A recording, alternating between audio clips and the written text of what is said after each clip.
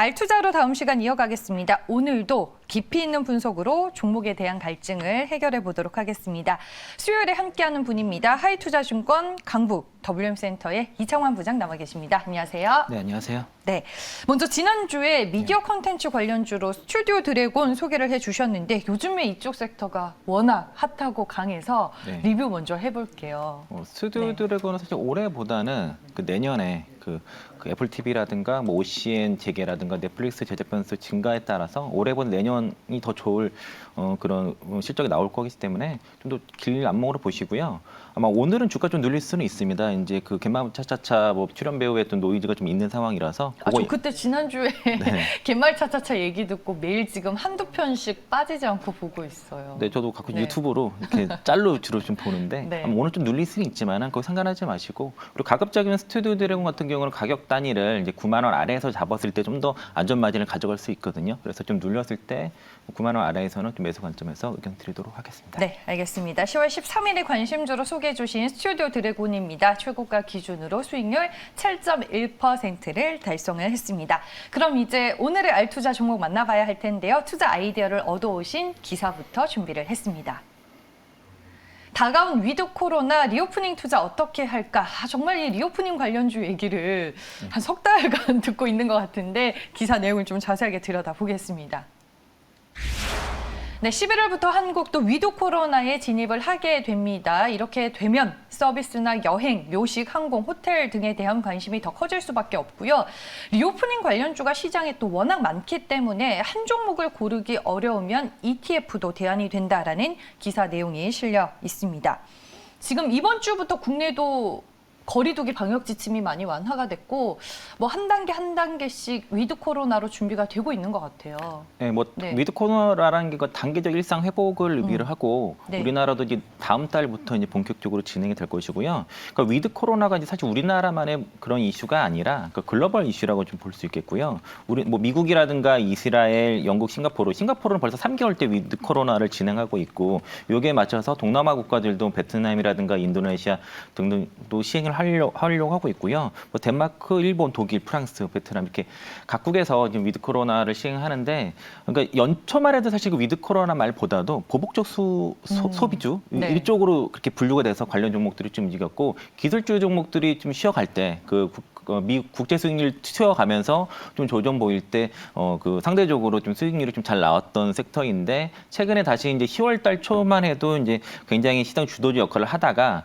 최근에 다시 이제 2차 전지 섹터 위주로 좀 종목들이 올라가다 보니까 쉬어가는 움직임이 나타나지만, 이 안에서도 그 위드 코로나 안에서도 이제 섹터 여러 개가 있습니다. 그래서 크게 분류를 하게 되면은 관광객이 우리나라 국민 사람들이 해외에 나가는 경우를 아웃바운드로 말하고요. 그리고 외국인 관광객이 국내로 들어오는 경우를 인바운드로 얘기해서 크게는 아웃바운드와 인바운드로 나눌 수 있고, 여기 추가적으로 그 경제 재개가 됨으로써 소비가 늘어나는 종목들, 그러니까 그 가치 수혜를 보는 섹터로 해서 크게 한 3가지 정도로 나타날 수 있는데, 뭐 항공이라든가 여행 같은 경우가 대표적인 아웃바운드가 될 것이고요. 호텔, 리조트 이런 것들이 이제 대부분 카지노라든가 이런 것들이 인바운드의 대표적인 섹터이고, 그 외 유통이라든가 타이어, 뭐 여행, 공연 이런 종목들도 그 최근에 이제 엔터주가 가는 것도 공연 때문에 움직이는 그렇죠. 거기 때문에 네. 그래서 그런 이렇게 그 위드 코로나도 한 종목을 픽해서 하는 것보다도 이런 그 섹터를 나눠가지고 조금씩 골고루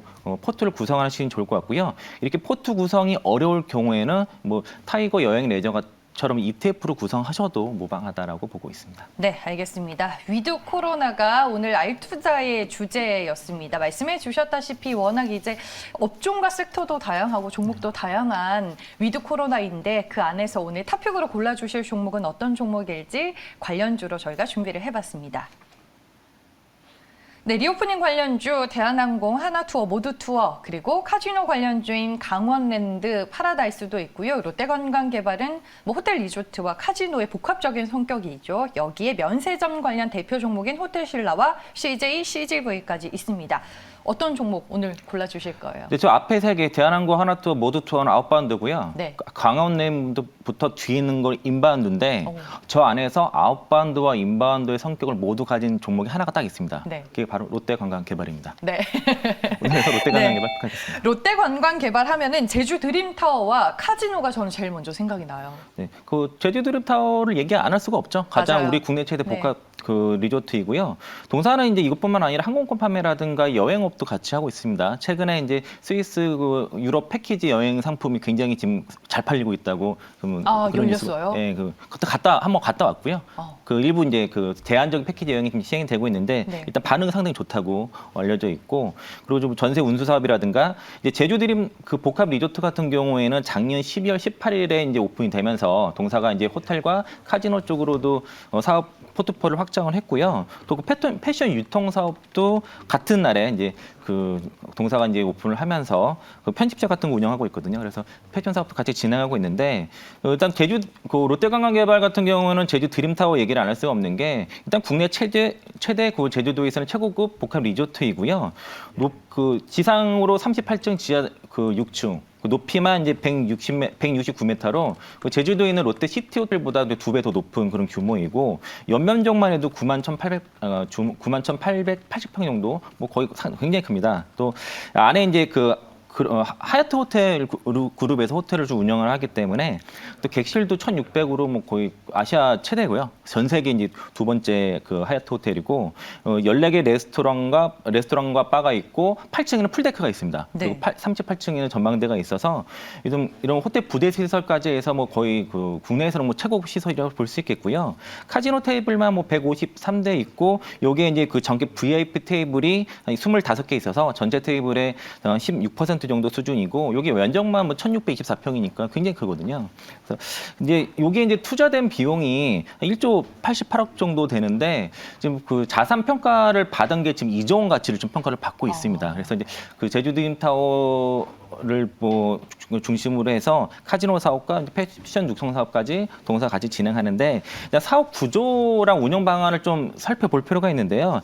일단은 그 롯데관광개발이 전체 지분을 독자적으로는 일단 그 보유한다고 볼 수는 있겠지만은 그 59%를 직접 소유하고 41%를 20년 장기 임대를 한 상태입니다. 이 59%는 롯데관광개발이 이제 지분을 가지고 있고 호텔 레지던스 부분 850시를 뺀 나머지를 이제 롯데관광개발이 가지고 있고요. 여기에는 이제 호텔 750 그리고 그 카지노, 쇼핑몰, 부대 시설들이 롯데관광개발을 가지고 있고 그 호텔 레지던스 850시를 그 녹지그룹이 이제 지분을 가지고 있는데 녹지그룹이 이 부분을 그 개인들한테 분양을 했습니다. 이거를 다시 롯데관광개발이 20년 장기 임대를 할 형태고요. 임대료는 분양가의 5% 플러스 연간 24일 객실을 사용할 수 있거나 아니면은 6% 정도의 그 분양가 기준으로 해서 이제 임대를 하고 있고 다만 이제 제주 드림타워에서 발생하는 모든 매출은 롯데관광개발에 기속이 된다라고 볼 수 있겠고요. 호텔 운영 자체가 이제 하얏트 호텔을 위탁을 해서 위탁 수수료를 지급하는 구조다라고 일단 회사는 이렇게 이해하시면 좋을 것 같습니다. 네, 알겠습니다. 롯데관광개발 어떤 회사인지 기업의 개요에 대해서 먼저 설명을 쭉 해주셨고 그 외 투자 포인트가 될 만한 요소로는 어떤 것들이 있을까요? 네, 그러니까 앞에서 말씀 드렸던 위드 코로나 관련 직접적인 소개가 될 수 있는데요. 그러니까 그 트래블 버블이 일단 첫 번째 시행이 되고 있죠. 그 트래블 방역 국가 간에 서로 자가격리를 면제해주는 그런 제도가 시행되는데 일단 싱가포르부터 시작을 해서 특히 이제 동사가 이제 하얏트 그룹에서 이제 운영을 하기 때문에 이런 그 글로벌 네트워크 이런 시너지 효과를 나타낼 수 있고요. 이렇게 되면 이제 관련 리오프닝 관련 매출이 올라갈 수 있고 동사가 이제 그 가지고 있는 고객들 풀을 보면은 되게 다양한 게 일단은 내국인 관객이 있고 또 그 로컬 카지노 고객과 기업 마이스 고객이라 해서 뭐 그 컨벤션이라든가 전시회 같은 것들, 그 기업들 회의 같은 거 하지 않습니까? 그런 고객들이 있고요. 또 외국인 카지노 고객들로 해서 고객층이 다양한데 어쨌든 위드 코로나가 시행이 된다고 하더라도 외국인이 전면 재입국을 하는 게 아니기 때문에 이게 단계적으로 회복된다는 거죠. 그런데 그 롯데관광개발의 층은 이게 다변화돼 있다는 겁니다. 그래서 이게 이제 단계적으로 일단은 그 개별 그 기업 고객들이 먼저 좀 들어올 수 있을 것 같고 비즈니스 이런 용도로 많이 들어올 것 같고 이에 따라서 아직 지금 그 호텔 타워 그 부분이 아직 오픈이 안 됐거든요. 원래는 9월 달에 오픈되기로 했었는데 이게 11월로 지연이 되면서 이 부분도 오픈되면서 객실 그 매출이 추가적으로 발생할 수 있다는 거고요.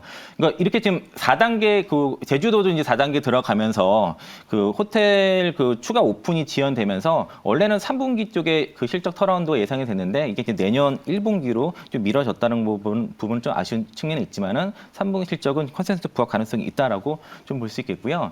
이렇게 이제 실제 이제 위드 코로나 수혜가 될 수 있는지 여부는 좀 살펴볼 수 있는 게 동사가 그만큼 경쟁력이 있고 가치가 있는지를 좀 따져볼 그렇죠. 필요가 있습니다. 그래서 네. 회사에서 얘기하는 거는 지금 제주도의 그 국내 최고의 랜드마크 카지노 호텔이고 그 제주도 중심가에 있고 제주 시내 위치한 유일한 복합 리조트 및 외국인 카지노를 감안했을 때는 지금 자산가 그 유용 자산 가치를 2조를 받는데 그 이상의 무형 자산 가치를 평가를 받아야 되는 게 아닌가라고 회사에서는 IR을 그렇게 하고 있습니다. 또 이제 동사가 이제 그 복합 리조트 경험이 풍부한 마카오 출신들의 그 베테랑들을 대거 영입을 하면서 네. 그런 지금 여기에 대한 준비를 만만히 했고요. 또 이제 고객 그 특히 이제 그 중국에서 이제 카지노 규제를 하면서 이런 정객 VIP 고객들이 동남아를 많이 넘어가는데 이를 이제 동사가 흡수할 가능성이 상당히 높다라고 말하고 있고 또 이제 여기에 그 VIP 고객들을 유치하기 위해서는 그 콤프라고 그 서비스 같은 게 들어가야 되거든요. 뭐 항공권, 숙박 이런 거 다 무료로 제공해야 되는데 이게 대한 양질의 콤프를 제공할 수 있는 경쟁력을 가지고 있고 또 이제 일반적인 가족 단위나 그 매스 고객들 같은 경우 이게 다 유료기 때문에 여기에 따라서 그 매출도 충분히 나올 수 있다라고 볼 수 있겠고요. 일단 수익성 자체가 그 보통 이제 아까 VIP 고객들을 유치하기 위해서는 콤프 비용이 많이 든다고 했는데 이게 임대를 하지 않고 직접적으로 운영을 하고 있고 이 콤프 비용 자체가 거의 원가 수준으로 제공할 수 있기 때문에요. 충분히 수익성이 나타날 수 있을 것 같고요. 그리고 그 경쟁사 대비보다 확실히 수익성이 높을 수밖에 없고 제가 좀 설렁탕 같은 거 좋아하게 되는데 어디를 주로 가게 되냐면 그 깍두기 맛있는 집을 주로 가거든요. 네. 그런 거랑 좀 비슷할 수가 있어요. 그래서 이 서비스라는 게 상당히 네. 중요하다고 볼 수 있겠고 또 회사에서는 목표를 향후 이제 그 2022년부터는 연간 뭐 140만 명 관광객을 모집을 해서 연간 7조 원의 경제 가치랑 연매출 1조 원을 목표로 하고 있습니다. 이게 이제 현실화가 된다 그러면은 지금 현재 주가가 지금 위치에 있지 않을 거라 그렇게 보고 있습니다. 알겠습니다. 그러면 가격 전략을 좀 어떻게 세우는 게 도움이 될까요? 네, 올해는 올해는 이제 그 적자를 줄여나가는 모습이 나타날 것이고요. 내년부터 실적 털어한다고 되고 본격적인 성장은 이제 2023년부터 시작될 거라고 좀 보고 있어서 2023년도 최근에 이제 추정 EPS가 1,412원이고 지난 주말에도 1,369원이었는데 이게 좀 올라왔습니다. 그래서 1,412원에 타겟 PR을 20배를 주는데 보통 증권사 타겟 PR이 20배에서 21배 정도 되고 동사가 이제 2016년에서 2017년도에 거래됐던 그 PR 배수가 141배에서 210배였습니다. 그래서 20배 주는 거는 그렇게 무리가 없다라고 봐서 목표 주가 28,000원 말씀드리겠고요. 네. 매수가는 이제 밴드를 잡아드릴게요. 이제 상단은 22,000원 잡고요. 하단은 21,000원에서 그러니까 21,000원에서 22,000원 사이에 매수 밴드를 잡고 그 안에서는 분할 매수 충분히 하셔도 된다고 볼 수 있겠고 전저점이 제가 이제 손저가는 16,500원인데 전저점이 이탈한 가격입니다. 그러니까 보통 이렇게 전저점을 깼을 때 손절을 했을 경우에 그게 저점인 경우들이 많이 있기 때문에 그 리스크까지 대비해서 손저가 16,500원까지 제시해 드리도록 하겠습니다. 알겠습니다. 깍두기 비유가 공감이 된다라고 말씀해 주신 또 시청자분이 계셨습니다. 매수가 밴드로 잡아주셨고요. 목표 주가 28,000원, 손절 가격 16,500원 참고하시길 바라겠습니다. 네, 오늘 알투자에서는 롯데건강 개발에 대해서 저희가 공부를 해봤고요. 지금까지 하이투자증권 강북 WM센터의 이창환 부장과 함께했습니다. 고맙습니다. 네, 고맙습니다.